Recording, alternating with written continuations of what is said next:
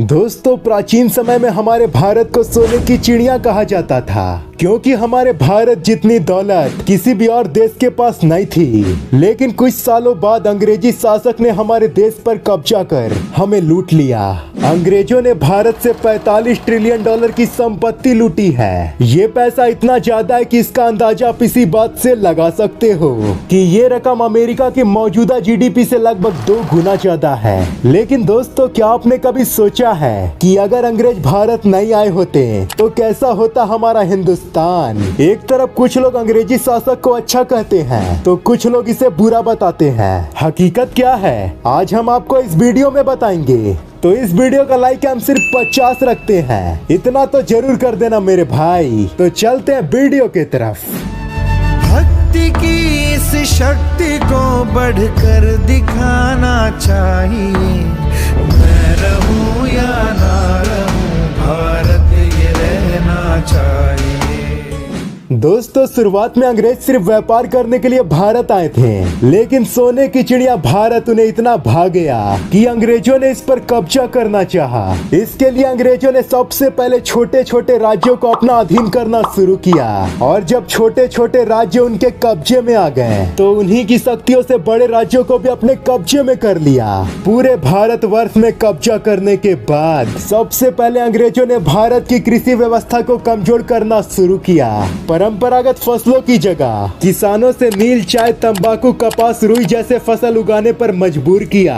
इन सभी फसलों को उगाने के पीछे अंग्रेजों का मकसद था कि इन सभी फसलों को इंटरनेशनल मार्केट में बेचकर ज्यादा से ज्यादा मुनाफा कमाए और अपने देश में ले जाएं। इसलिए हम ये कह सकते हैं कि अगर अंग्रेज हमारे देश में नहीं आते तो कृषि के क्षेत्र में भारत बहुत आगे होता। इतना ही नहीं, अंग्रेजों ने भारत की कपड़ा व्यवसाय को पूरी तरह से खत्म कर दिया।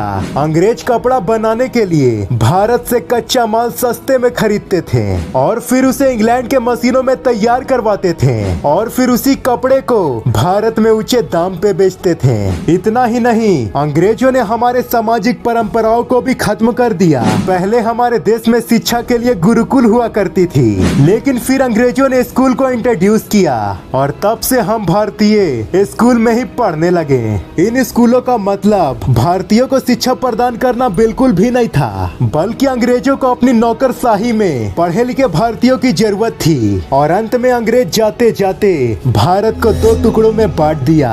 1947 के बंटवारे के टाइम जो कत्लेआम हुआ था वो इतिहास के पन्नों में दर्ज है। लेकिन दोस्तों, जैसा कहते हैं ना, हर शासन में कुछ बुराइयां हैं तो कुछ अच्छाइयां भी होती है। कुछ ऐसा ही अंग्रेजी शासन में भी था। आज जिस रेलवे को हम भारत की लाइफलाइन कहते हैं वो अंग्रेजों की ही देन है। भारत में हवाई सेवा की शुरुआत भी अंग्रेजों द्वारा की गई थी। इसलिए ये कहा जा सकता है कि अगर ये दोनों चीजें अगर अंग्रेज हमें देकर नहीं जाते तो शायद आज हम इन क्षेत्रों में इतने आगे नहीं होते। भारत में उस समय मौजूद कई कुप्रथाओं को भी अंग्रेजों ने बंद करवाया था, जिसमें सती प्रथा प्रमुख थी। अंग्रेजों के आने से पहले हमारा देश कई टुकड़ों में बटा हुआ था, जिसे अंग्रेजों ने एक भारत बनाया।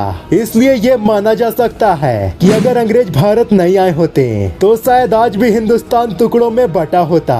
अंग्रेजों ने सबसे पहले हमारे देश में चुनाव करवाया था, इसलिए डेमोक्रेसी को अंग्रेजों की देन कहा जा सकता है। तो दोस्तों, उम्मीद करता हूँ आपको ये वीडियो पसंद आई होगी। तो इस वीडियो का लाइक टारगेट कंप्लीट कर देना। मिलते हैं अगली वीडियो में। जय हिंद, जय भारत देश।